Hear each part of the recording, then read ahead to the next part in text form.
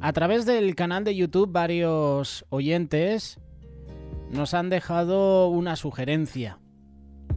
Tratamos a muchos personajes bíblicos, tratamos muchos pasajes, pero poco hemos hablado de un personaje importante.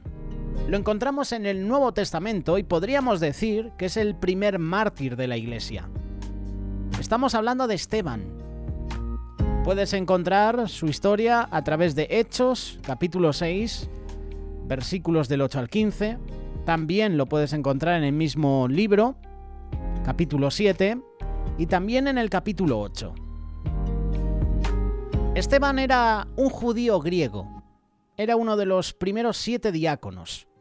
La Biblia dice que Esteban estaba lleno de gracia y de poder. Puedes leerlo en Hechos capítulo 6, versículo 8.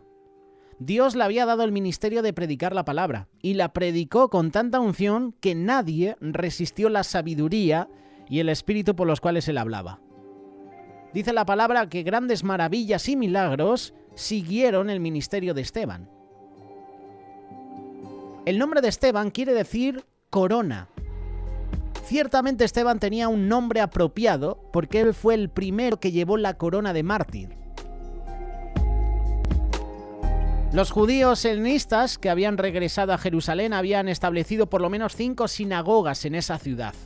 Estas sinagogas fueron nombradas según los lugares de los cuales los judíos habían regresado. La sinagoga de los libertos era una excepción.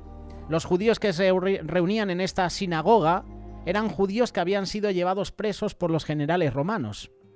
Eran esclavizados y después eran liberados. De esa manera luego podían volver a su país. Ya que Esteban era griego, era justo que él llevara el evangelio a los griegos. Aunque estos judíos habían viajado por todas partes, era posible que llevaran a un hombre inocente. Hechos capítulo 8, versículo 1. Por esta declaración sabemos que aprobó y que estaba... En los dos casos, Esteban y Jesús oraron por sus asesinos. Padres, perdónalos porque no saben lo que están haciendo. Los dos se entregaron a Dios. Ambos clamaron en esa muerte a gran voz. En ambos casos fueron gritos de victoria. Aquí hay dos verdades finales. Hay dos cosas que deben atraer la atención del que quiera leer sobre Esteban, el primer mártir de la Iglesia. La manera de la muerte de Esteban. El versículo 60 dice de personas, de profetas incluso, que el Señor les mandó algo y hicieron todo lo contrario. Un ejemplo de ello: Cristo, tú y yo vamos a ser perseguidos.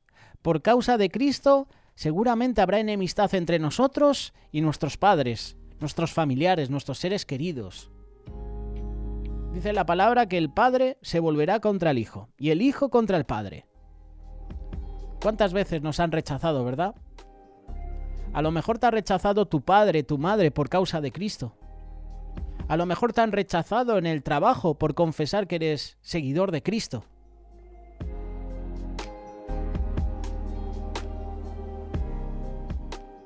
Hay continentes, hay países donde hay persecución a nuestros hermanos. Por ser cristiano te persiguen, te meten en la cárcel, te matan. Lo estamos viendo en África, en muchos países, lo estamos viendo en Asia.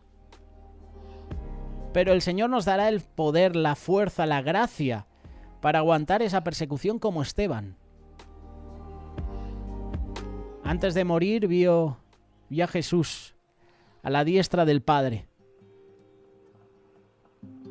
Hoy Esteban nos da una lección. Nos da una lección importante y que poco se está compartiendo en las iglesias. Tú y yo, los que amamos a Jesús, vamos a sufrir persecución. De hecho, cuando venga el anticristo, le va a dar igual que haya asesinos, que haya violadores. Le va a dar igual que haya maldad en el mundo, porque su objetivo es que mueran los cristianos. Su objetivo es la persecución a los cristianos. Preferirá que haya asesinos a que haya seguidores de Cristo. Sufriremos persecución. Seremos mártires por causa de Cristo. ¿Estaremos preparados para cuando lleguen esos tiempos? Como canta el grupo Misión en una de sus canciones. prepárate. Jesucristo viene pronto. La pregunta es, ¿nos estamos preparando para ese momento? ¿Nos estamos preparando para la persecución? La respuesta depende de ti y de mí.